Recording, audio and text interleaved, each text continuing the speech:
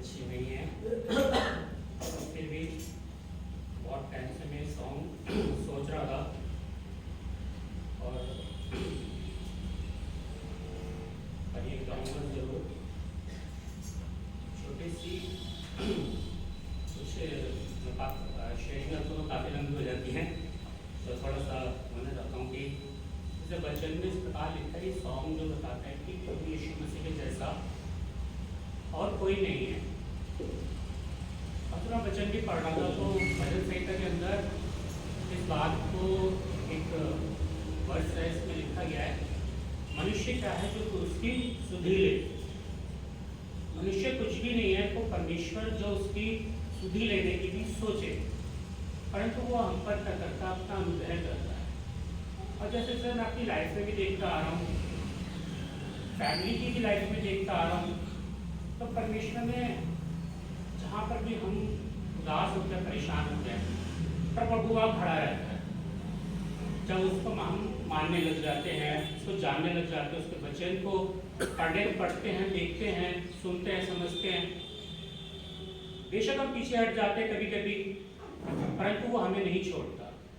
और ये मैंने अपनी लाइफ में भी देखा, कई बातों को जैसे देखा, उसने हमें अपने दासों से हमेशा घेरे रखा। बचपन से ही उसने, पैदा होने से पहले ही उसने अपने मतलब हमारे को दासों से घेरे रखा। जैसे कि हमारे जो नाना थे वो पास्टर थे, और बचपन से ही हम उनके उसमें रहे। बेशक हम उस वक्त परमेश्वर को नहीं जानते थे, चर्च जाते थे, परंतु फिर भी परमेश्वर ने अपने दास को हमारे पास रखा, हमारे साथ में रखा। और जैसी तरह माँ से हटे, हमारे नाना जब नहीं रहे, तो उसके बाद पास्टर एडविन आए, फिर उसके बाद अब पास्टर यूनुस हैं। तो परमेश्वर ने अभी तक अपने दासों के साथ हमें रखा और हमें सुधि ली। परंतु वचन ये बताता है कि मनुष्य क्या है जो उसकी सुधि ले। और मैं सोचता हूँ ये सब चीज़ें क्यों होती हैं। और फिर मुझे जब उस बात को महसूस हुआ कि यीशु है, तो मैंने कहा हम पहले जब हम नाने के यहाँ जाते थे तो देखता था कि वो रात को उठ के प्रार्थना करते थे, प्रेयर करते थे, रूम होता था, कभी भी करते थे, और मतलब हर वक्त वो प्रेयर में रहते थे। जब भी हम जाते थे उनको देखते थे, तो आज मुझे उस बात को महसूस होता है कि उन्होंने क्या प्रार्थनाएं करी होंगी अपने परिवारों के लिए, कि हम प्रभु की उपस्थिति में, हम प्रभु ने हमें समय समय पर सारी बातों से, दानों वरदानों से भरा। इसी प्रकार से जब और भी फिर स्थिति और आगे आई, तो मैंने देखा कि उनकी प्रार्थना आज वो बेशक इस दुनिया में नहीं है, पर उन्होंने उस वक्त प्रार्थना करी होगी जो आज पूरी हो रही है। और हम लोग परमेश्वर की उपस्थिति में हैं, और परमेश्वर ने अपने वरदानों से भी भरा है।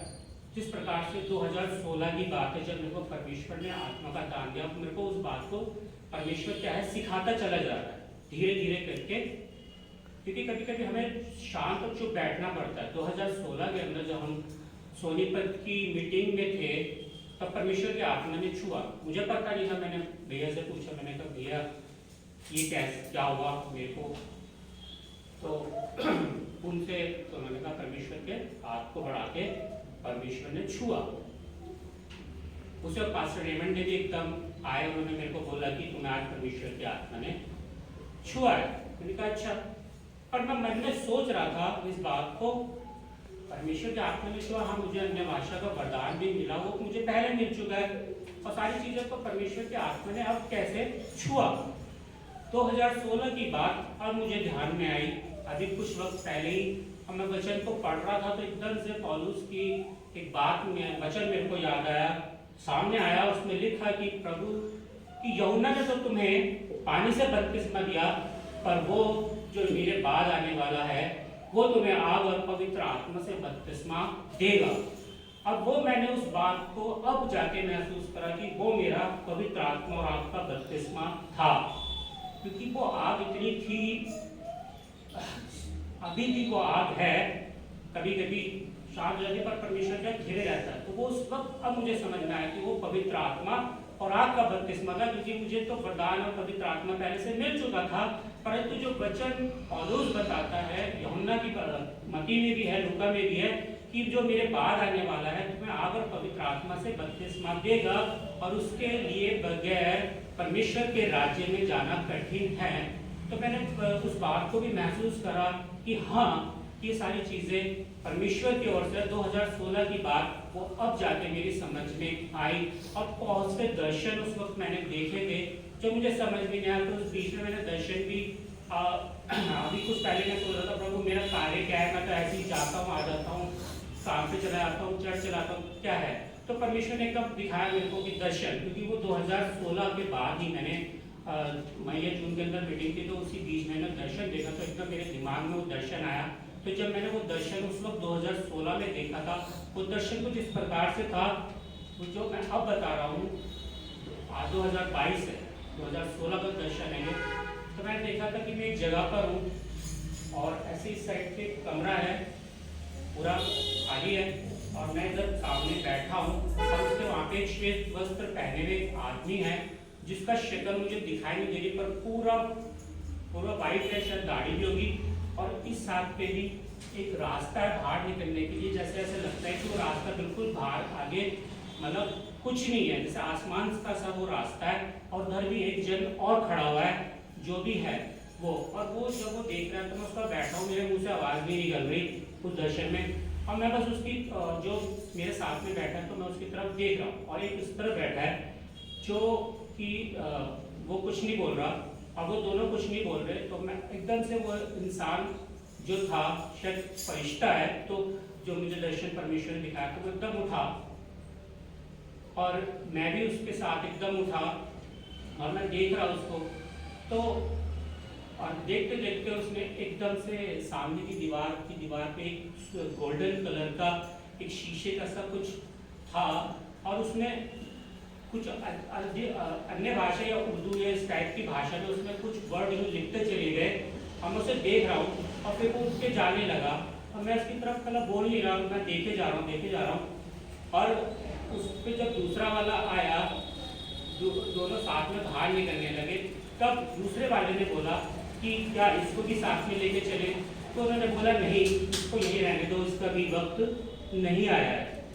तो मेरे को समझ में नहीं आया, पर प्रभु ने आज 2022 के अंदर उस बात को बताया कि वो दर्शन शायद पूरा होना है। अभी दर्शन क्या है अभी भी मुझे इस चीज़ का नहीं पता, और मैं उससे प्रार्थना में कई बातों की दर्शन है तो मैं उसको बताना चाहता हूँ। जैसे पीछे अब मैंने देखा कि भैया को भी देखा, भैया का भी दर्शन देखा कि एक पूरी लाइट्स इनके ऊपर चमक रही है, और बहुत अंधकार है पर वहाँ पे और कुछ भी नहीं है, पर ये वहाँ खड़े हैं और बहुत बड़ी लाइट इनके ऊपर चमकी है, और उन्होंने ऐसे करके उस बंधन को या कुछ भी चीज़ें तोड़ा है। और परमेश्वर मैंने अभी कुछ पहले ही दिखाया, तो परमेश्वर अगर भरता है, और इसी प्रकार से मैं देखता हूँ कि ये भरता क्यों है कि हम दास और खादिम हमारे साथ रहे। भैया ने पीछे प्रेयर करी थी कि तुम भविष्यवाणी करोगे, भविष्यवाणी के लिए पर दर्शन मिल रहा है और उसकी कई बातें उसमें पूरी होती चली जाती। तो मैं परमेश्वर का हाथ उठा के धन्यवाद करता हूँ।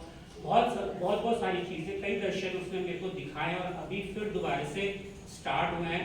तो प्रार्थना करने की आप इसे प्रेयर करें कि सारी चीज़ें और पूरी होते रहे। परमेश्वर क्या दर्शाना चाहता है, क्या बताना चाहता है इस बात के लिए, पर यह है कि परमेश्वर यहाँ पर हमारे लोगों के साथ है, हमारे बीच में, और आगे भी हमारे साथ बना रहेगा। वो समय समय पर हमारे साथ बना रहता है और हमारी हर एक ज़रूरत परेशानी को वो पूरी करता है। और आप ये प्रार्थना में लगे रहे ताकि आप भी आग और पवित्र आत्मा का बपतिस्मा लेने के योग्य बन सके। पता नहीं क्या खूबी, क्या लियाकत परमेश्वर ने देखी जिंदगी पर, मैंने उस बात को नहीं जाना, पर इतना ना कि उसके सिवा मेरे को कोई और दूसरा नहीं दिखा, और मैं उसके ऊपर ही विश्वास करके, भरोसा करके अभी तक चलता आया हूँ और अभी आगे भी उस पर ही चलता रहा हूँ। परमेश्वर की महिमा के लिए एक छोटा सा सॉन्ग गाना चाहता हूँ।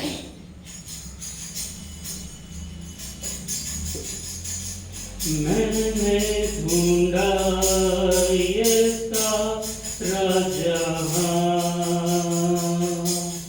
तेरे जैसा ना कोई मिला,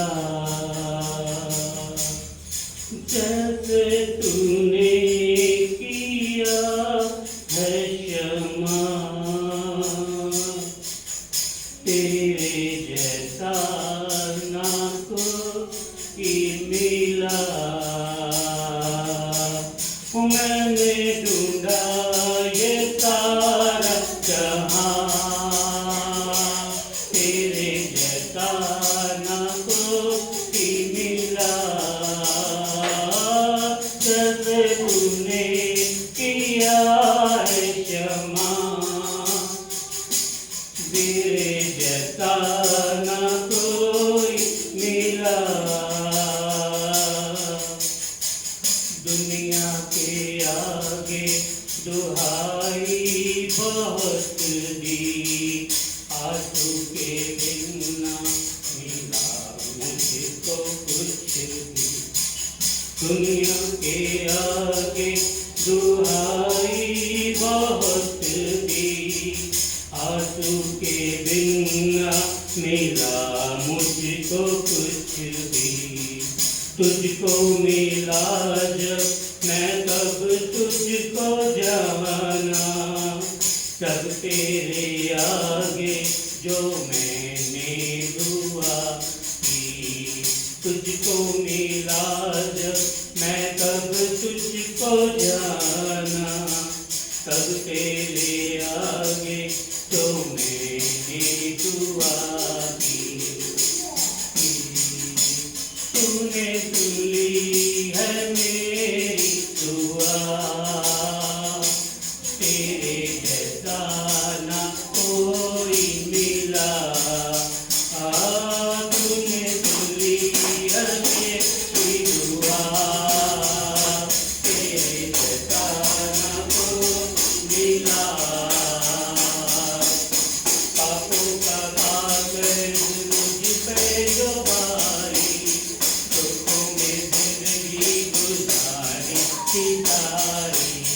पापों का कागज मुझ पर भारी, दुखों में जिंदगी गुजारी सितारी।